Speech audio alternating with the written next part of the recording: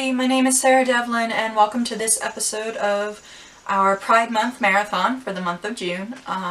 So today we're going to be doing another book review. This is the novel Gentleman's Guide to Vice and Virtue by Mackenzi Lee. It is a historical young adult romance novel, is how I would describe it if I was going to be going by the genres. It was also published in 2017 and is also a hardcover.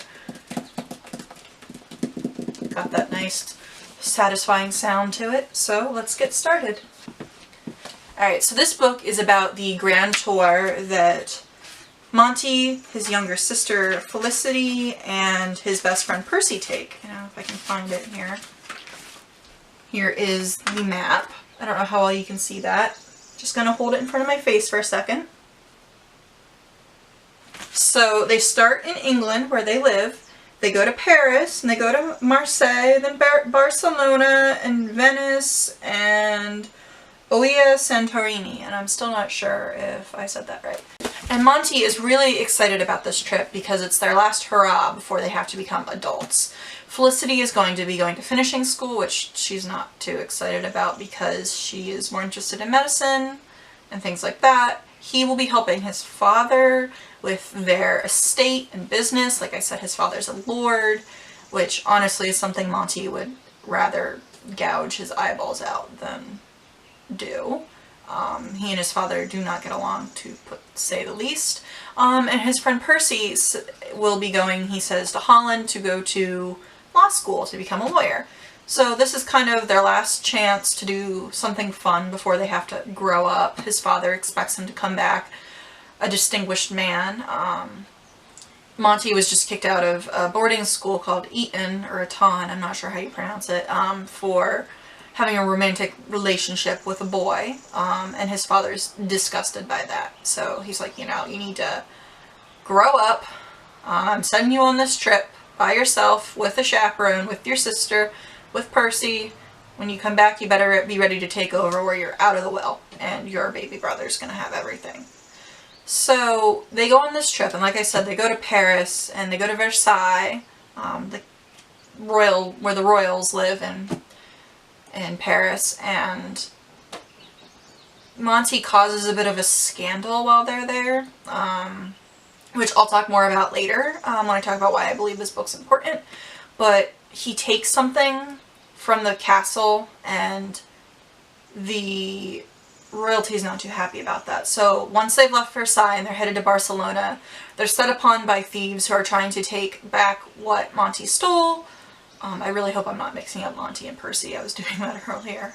What Monty stole, and they're separated from their bear leader, which is what they call their chaperone, and they have to kind of make their own way. And while they're traveling to try and meet up with their chaperone, they just keep running into more and more problems as people try to get this thing back from Monty that he stole. And he also discovers as he's traveling that Percy has what we would call today epilepsy. He has seizures, and obviously I believe this book was written to be in the 1800s, perhaps. Does it say? It doesn't say. But anyways, in that time they didn't have a name for it other than really fits. So he's discovered that this person that he's rapidly falling in love with on their trip, that has always been his best friend, has fits. And not only is he not going to Holland for law school, he's going to be sent to an insane asylum, I believe, or, some sort of hospital where he's going to be locked up for the rest of his life, essentially. And this trip that they went on that was supposed to be more of a vacation and a chance to learn about the culture of the continent of Europe,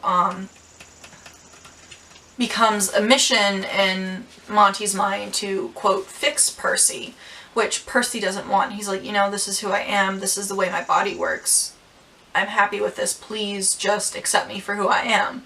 And their burgeoning romance, which is friends to lovers, that trope, if you want to call it, is one of my favorites. And I think it's my favorite, this is a total tangent, but I think it's one of my favorites because I feel like a lot of the best relationships a person can have, romantic ones anyways, start out as friendships. I feel like that creates a really sturdy base. That's not to say that you can't fall for someone and then become friends with them later, but you know, I don't know, I really enjoy reading that in literature, and I feel like it's a really healthy way for, sorry, there's like a tractor going by or something, a really healthy way for a romantic relationship to start. So anyways, this person he's falling in love with has this problem, I guess, has, you know, this disease, well, it's not a disease, I don't, you know, something that he wants to fix, which Percy doesn't want fixed. And like I said, the romance is kind of, you know, kind of cut off because Monty is not respecting Percy and his wishes, but they go to try and find almost like a magical kind of alchemical cure for Percy, and Monty just kind of has to accept that this is not what Percy wants, and if he ever wants to have him back as a friend, or as a boyfriend even, he needs to accept that. So that is the main gist of this novel. And of course there's pirates and swashbuckling adventure and all sorts of things I didn't mention that happen along the way, but if you want to know about that, you'll just have to read the book. But the reason I think this book is so important is because of its intersectionality. And if you don't know what intersectionality means, it's the idea that a person can be more than one thing. People, you know, especially when it comes to marginalizations, people can contain multitudes. So for example, let's say we have two women. Let's make them pretty similar. They're both cis women, meaning they were assigned the identity of female at birth, and that is what they identify with. And they both consider themselves feminists. Maybe they both work in the same field. You know, they both work as photographers, let's say. But one is white and one is, let's say, Latina.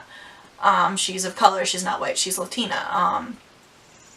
And despite the fact they're both women, and both these women, you know, face challenges in their field, in their lives, because they're women, the idea that this woman who's not white, who's Latina, will face other challenges apart from the white woman. Because the white woman, like myself, has privilege that maybe she doesn't even recognize, but it's there. She is, you know, given more respect automatically because of systemic racism. Sorry to get so complicated, but I figured I'd explain. Because she's white. So the idea is that not only can you be a woman and maybe, you know, maybe black or Latina or of color or disabled or gay, the idea that those identities come together to create different problems, even within groups, and nuance, is something that's really talked about in this book. It covers race. Percy is not white. He is, I believe, one of his parents is black. They might both be. He's being raised by his aunt and uncle who are white, so I think it's just one of his parents that is black. But he's visibly not white. Like, he's not white passing, as it's called. So there's discussions about the things that Monty does that Percy says, look, if I did that, what you did in Versailles, I wouldn't just be allowed to leave. And his sister says, look, Monty, what you did in Versailles, you're not going to get in trouble. You know, people think it's normal for guys, especially young guys, to, you know, fool around with girls, but that girl's gonna be, you know, she's gonna be, you know, looked down upon for maybe the rest of her life because she was caught fooling around with you and she's not married. You know, so there's a lot of conversation about that sort of thing, and then there's a lot of conversation about disability and ableism and the idea that people are not broken because they have a disability, or that, you know, it's not so much mental illness, although that is touched upon slightly, but it's more of the idea that if someone has a physical disability, they're not broken, which I would like to point out that if someone has a mental illness or something like that, they're not broken either. But that's what's touched upon in the book with Monty's quest to, quote, fix, unquote, Percy.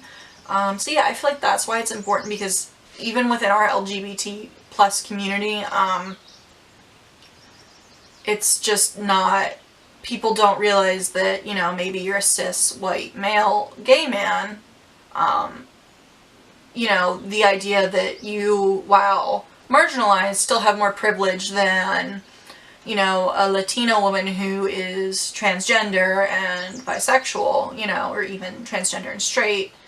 The idea that you have more privilege, it's not something people always like to look at, or even myself, you know, as a white bisexual woman, I have more privilege than someone who's of color who maybe has a disability within our community. It's not something people like to look at because I think some people feel like it invalidates their struggles and their, you know, their marginalizations, but it doesn't. It's just understanding that while you can be marginalized in one way, you can also be privileged in another. So I feel like this book really talks about that well, and I really appreciate it. Also, this book is important, getting off this long tangential topic, is because of the fact that it's a historical novel. The fact that this book takes place in the, I would say, the 1800s, if I remember correctly. I feel like it really brings the idea of LGBT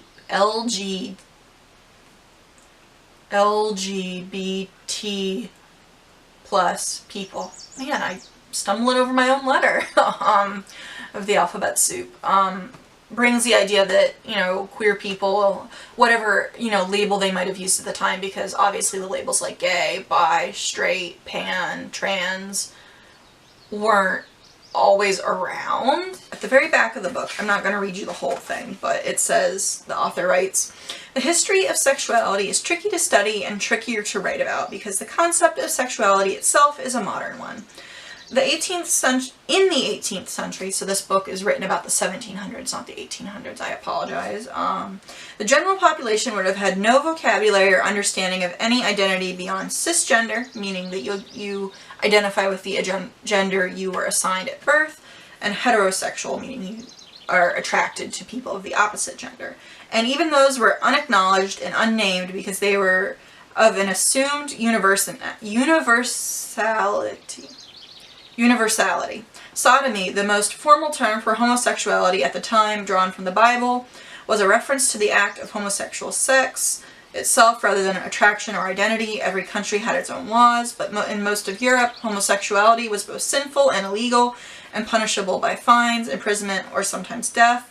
Under the Buggery Act of 1533, which was not repealed until 1828, sodomy was a capital offense in England. But in spite of the illegality, many European cities had flourishing queer subcultures, particularly for men. Relationships between women at the time were largely undocumented and less commonly prosecuted. There's gender playing a role. London in particular claimed more gay pubs and clubs in the 1720s than the 1950s. So then we have, I'm going to skip ahead a little bit. I don't want to read you this whole thing since this is something she wrote. Close physical relationships between friends of the same gender, like Monty and Percy, were common, though taking it further than friendship would have required secrecy and discretion, and in most places would have been unacceptable. Which begs the question, would a long-term romantic relationship between two upper-class Englishmen during the 18th century have been a real possibility? I don't know.